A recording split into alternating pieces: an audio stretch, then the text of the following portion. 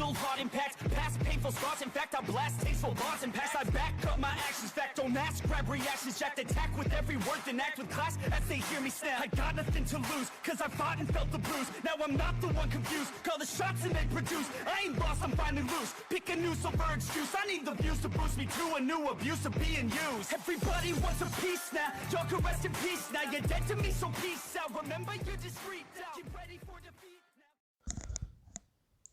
now. Alrighty. Hello everybody. This is Kirusho here, and now, whenever we last left off with this series, we had Deku, and quite a bit of things have happened. Now, Deku, thanks to one of the previous users of One For All, he was able to use and unlock Fajin. Now, the user of this quirk has been keeping away from Deku because of its destructive power in conjunction with One For All's power. Now, for anyone curious as to why I said Deku could match 100% of his own power using only 40% in conjunction with Fajin, I'm going off of data I found from Deku versus Lady Nagant. Whenever Deku did actually fight off against her during what's currently going on in the manga. I'm not going to say anything more about that, but for anyone who is curious and wants to point that out to me, I know my shit. Sometimes I may not, but this time I do. Anyways, now, Class 1A, they've just been shown this guy. The guy who doesn't go to UA, but he's apparently on the same power level as All Might, and has multiple quirks. So that's not haunting enough as it is. Now, we do actually have where Deku, he did actually go to leave with All Might, and take All Might back to the teacher's lounge, where he can take a seat. Now, All Might's injuries here are actually far less than canon. He really does have a bunch of cuts and bruises, really. However, his weak spot was not attacked. Now, with that being said, we do actually have where Class 1 they did give the reports to teachers, talking about the mysterious guy who helped All Might. And there is even where Ochako and apparently Bakugo, they do both recognize who that guy was.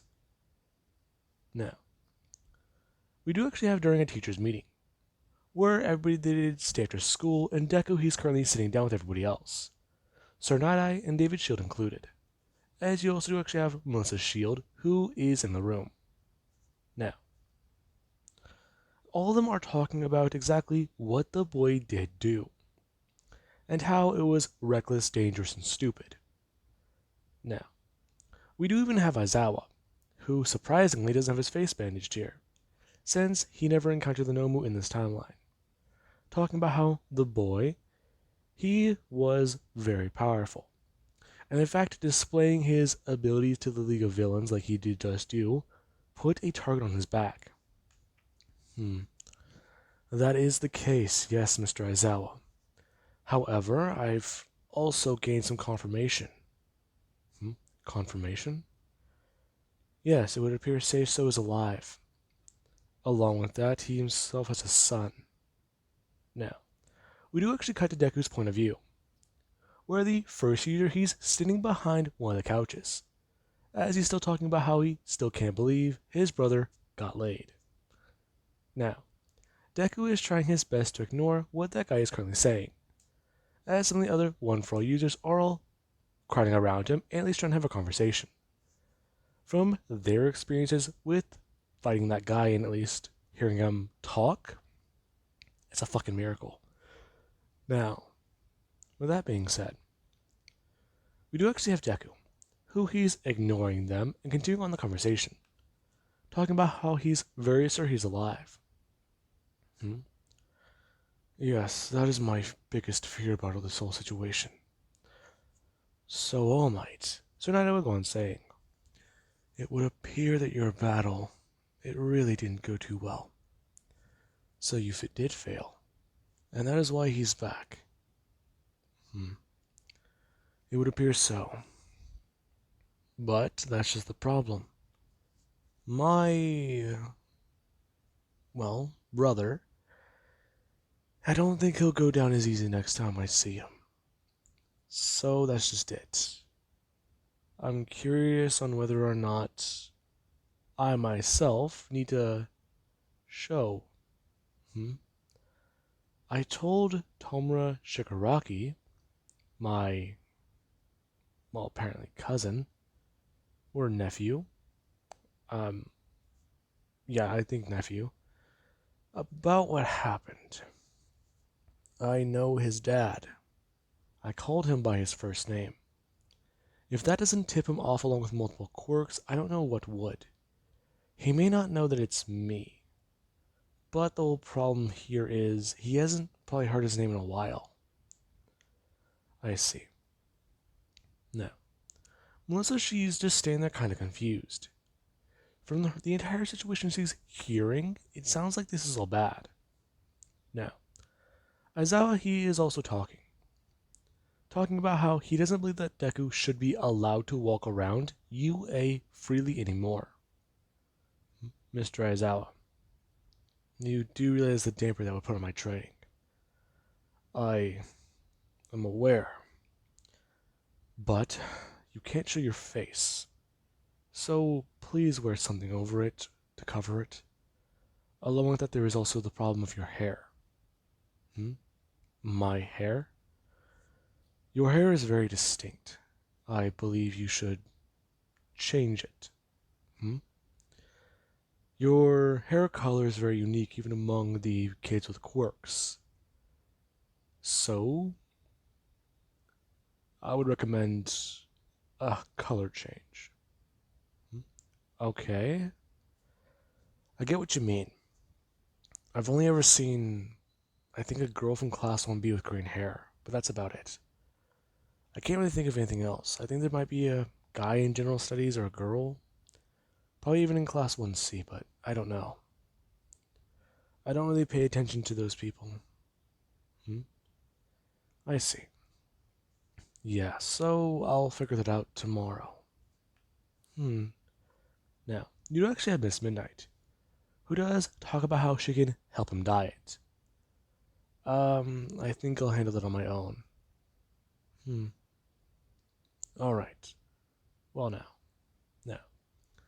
The meeting he basically does finish up. And Melissa, she's just standing there kind of confused. As Deku, he does turn to his right, and he does appear to be speaking to somebody. But she can't really tell who. Now, she can tell that his jaw is slowly moving. So he's whispering? Now, we do actually have where Deku he is whispering to Nana Shimura. And he's trying to ask her a few questions about how she may have used her float quirk in the past. Now, Nana, she does continue talking, expressing that her quirk was pretty easy. And in fact, the ability Midoriya does have to use with it is quite interesting. In conjunction with Fajin, Deku can create a more explosive and dynamic fighting style. Now, we do actually have where the user of said quirk does pop up. And he does stand directly in front of Deku, him sitting on the table as he's right in front of him. Kid, you did good today. Thank you. Yes, however, I noticed that you're used to the quirk. It's still kind of bad. Yeah, I wonder why. Kid, don't bullshit me. Training it. That's what you need to do. Also be aware. Your body will hit an upper limit with perpetual movement. That quirk is just like one for all. It will stockpile things as you move around. However, releasing it is also a very good option. I recommend that you try it during your training. I don't exactly know how much the quirk has evolved since my time, how much growth you have for it, but I don't want you to just suddenly explode one day. Does that make sense? Yeah, I get it. But won't my body give me some sort of warning? It's certainly possible, but I don't know. No. Deku he does think, does danger sense work here? Would it work here? If he just suddenly gets the urge to be in danger and he's about to take another step, should he just pop off his power? That's not really too good. He might not even know if that's a thing. Now, Deku he is just thinking. He'll try to learn more about this power and see what's going on record with it. Now, Deku does get to stand and leave, and Melissa would watch that. Now, we do actually have where Deku he does get back to his dorm room. As on the news, it is talking about this mysterious man with multiple quirks. Now, we will actually cut over to Bakugo, where he is currently on the phone and in his house, or in his apartment, as he's talking to some people from 1A about exactly what's going on.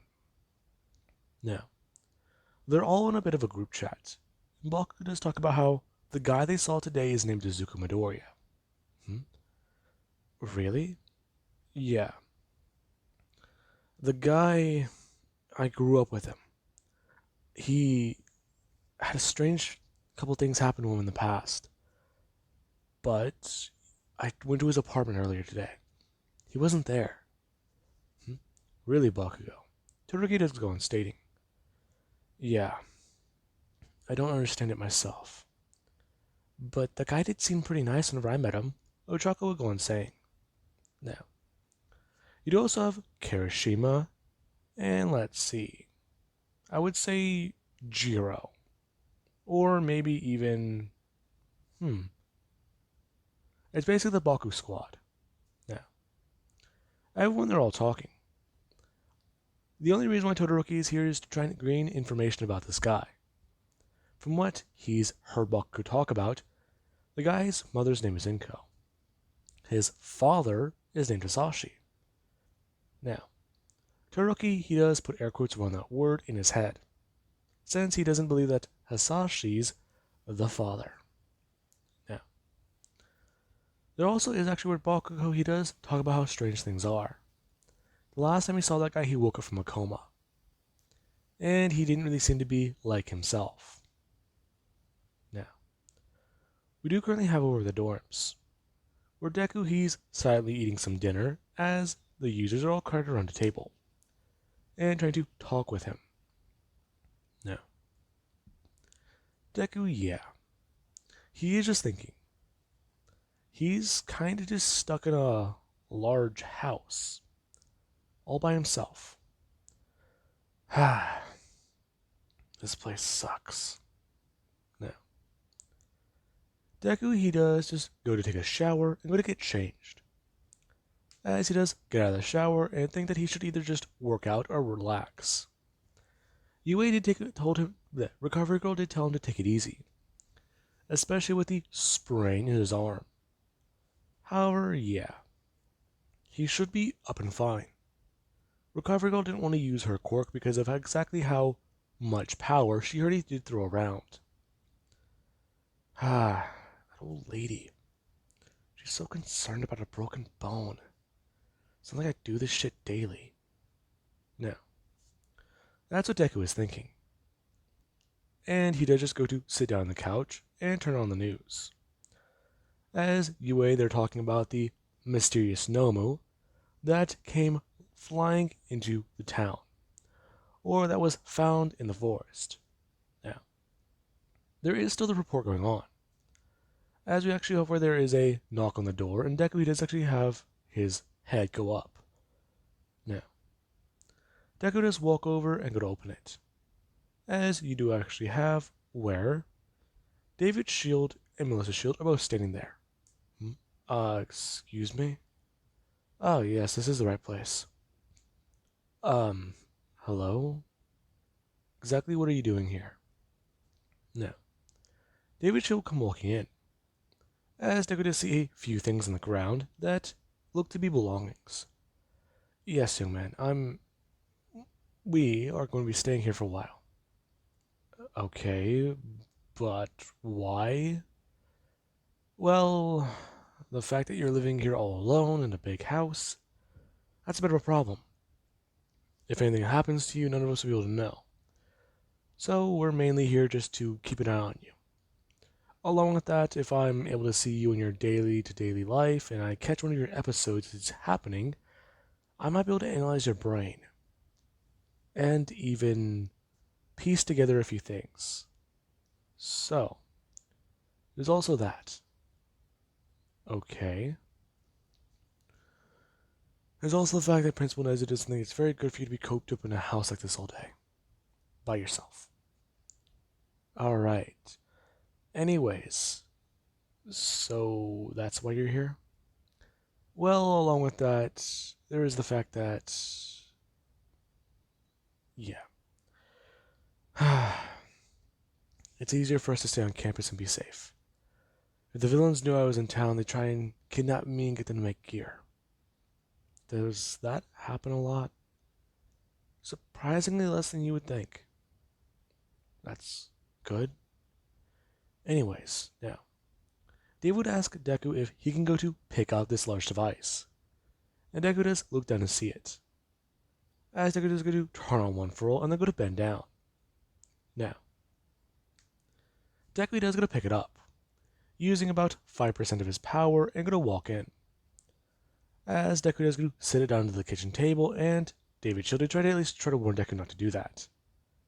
As the table did smash in half and the device did almost smash onto the ground. Deku just turning around and going to put it on the counter. Now, Deku would turn back around and look at the table, talking about how that's not too good. Yeah, I'm not telling Nezu about that. Okay. I'll just tell him one of my devices were too much. Yeah, that's accurate. Now, you do actually have Melissa, who she does actually smell something in the air. And she's gonna look around asking exactly what is that? Oh, that's probably leftovers. Leftovers? You got takeout? No. I cooked some food earlier. After that, I took a shower and then I sat down to watch the news. Then you guys came. Oh. What did you make? Now, Deku would just say some random thing, talking about how he made it, but he always does make too much. So he usually does end up having some for breakfast the next morning. Now, Melissa, she would actually ask Deku if it would be okay for her to have it. Sure. It's not going to waste either way. No. Melissa, she does get to sit down and enjoy the food Deku did make earlier. As you actually have where David, he does get to walk into the kitchen and go to make something himself to eat. Now, he would make something simple. And he does actually go to lay out some papers onto a table, or at least not the table, but not the broken table.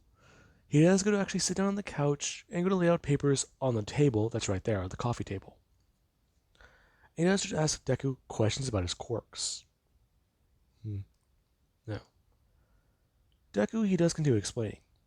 Whenever he was fighting the Nomu with All Might, he did actually start to use a quirk he had yet to actually even try out before. Now, you do actually have Melissa who does hear this. Her grabbing her plate and coming to walk over. And she was going to sit down at the, couch and look directly at Deku. I'm sorry, did you just say you used a quirk you've never used before? Yeah. Okay, that's interesting. So you're saying that this was a quirk awakening then? Or a quirk evolution? Not necessarily. I'm just concerned. You said you had multiple quirks, and you just awakened another one. Not really. It's more like a dormant quirk. Okay. Yeah, so that means I just have one more dormant quirk left. Wait, what? Yeah. So you have what? 3 quirks?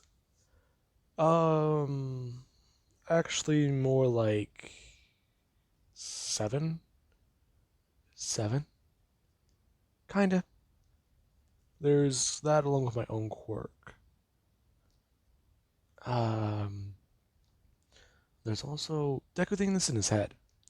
There's also the actual quirk of the first user, the hair quirk. However, that one, he's not too sure anyone would actually believe. So, all this in his tool belt.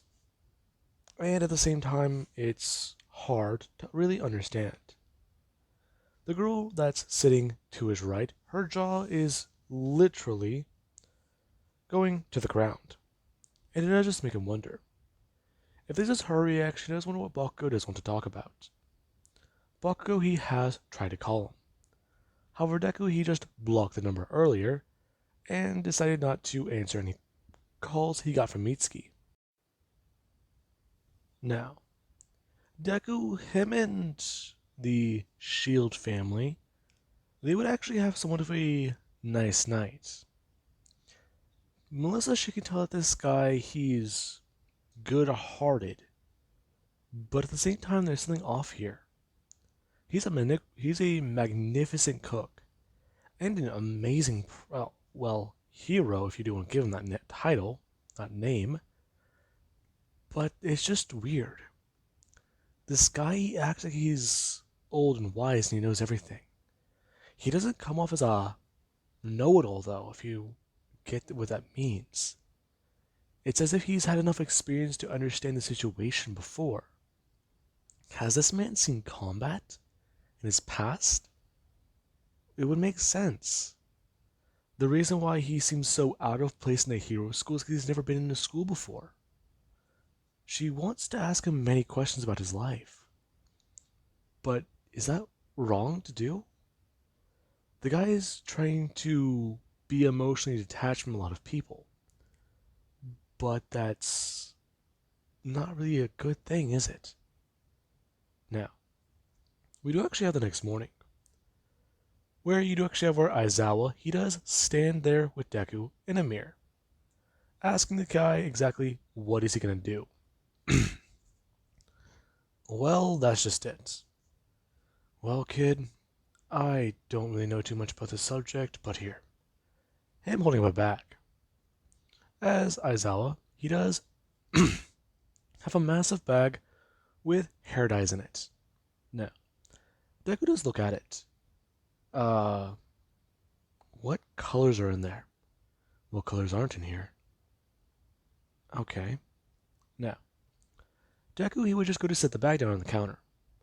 As he's going to look through it. Okay, they have black, green, red, riot color. They have blue, they have pink. What do we have here? Now, Deku does just continue to look.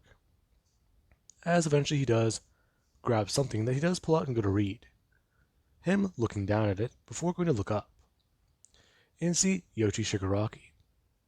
So, that's the color you're picking? Yeah, maybe. Are you sure though? Maybe? So you're gonna go for white then? Yeah. Maybe it will make more sense to him if he sees us this way, right? Maybe. But are you trying to convince him or kill him? I don't know. I've been having weirder dreams lately. Memories. Maybe. They feel fuzzy, but I feel like I remember something. Okay. Well, I wish I could help you out. Now, Deku does just look towards the first user, as he does tell Mr. Aizawa that this color is the one he does want. Now, we do actually have a bit of time later, where Melissa, she's actually gone to take a shower and get ready for the day, as she does head downstairs and go into the kitchen, where she is going to actually get a cup of coffee and then going to put the coffee pot back in the coffee maker. Her turning around as she is going to see Deku. Her actually looking at him quite confused before actually asking exactly what's up with that. Deku going to bring up his hand and grab a piece of his hair. Him putting it in front of his face to see that it's pale white. This. It's, well, harder to recognize me now. Yeah, about that. It's, well, a good look for you. Hmm? You think so? Yeah, it doesn't look bad. Oh, um, thank you? Now, Deku he does just start to prepare breakfast. And Melissa she does go to leave. Now, she does just wonder if that was a bit too weird. And Deku he just think that that was kind of strange, but he doesn't have time for that right now. The fact that they woke up early to do this before class was annoying enough. However, now Deku has to at least fit his run after breakfast. So, he needs to start training ASAP in order to catch up. Now, we do actually have back over with the League of Villains. So let's go over to them. Now, Shigaraki he's going off to All For One about what happened yesterday. And All For One he's quite intrigued to hear more about this. A boy with multiple quirks. Yes, Master, that's just it. This boy, I believe him to be a lunatic. A complete psychopath. You don't understand. He was just mumbling nonsense. I mean, who is Say-So? I'm sorry, what did you just say? He said, tell Say-So I said hi. I'm sorry. Say show. Yes. Does that name mean anything? No, it doesn't. That's none of your concern. Now, all for one does start to think. Say so? He thought that name was buried centuries ago. This boy knows his name? It brings back some memories. Those were of better days. Back when he wasn't just himself. Now, all for one does is try to shake it off. The fact that this boy does know his name makes him very dangerous, along with the fact that he does have possess multiple quirks, so something is clearly wrong here. Somebody just like him is apparently in the society, and they're on the hero's side. So, he needs to handle this as soon as possible. But he does want to have a conversation first, find out exactly how they know who he is, and maybe then things can get a bit easier. Now, with that being said, I do hope you guys enjoyed, and have an amazing day. I'll catch you guys in the next part.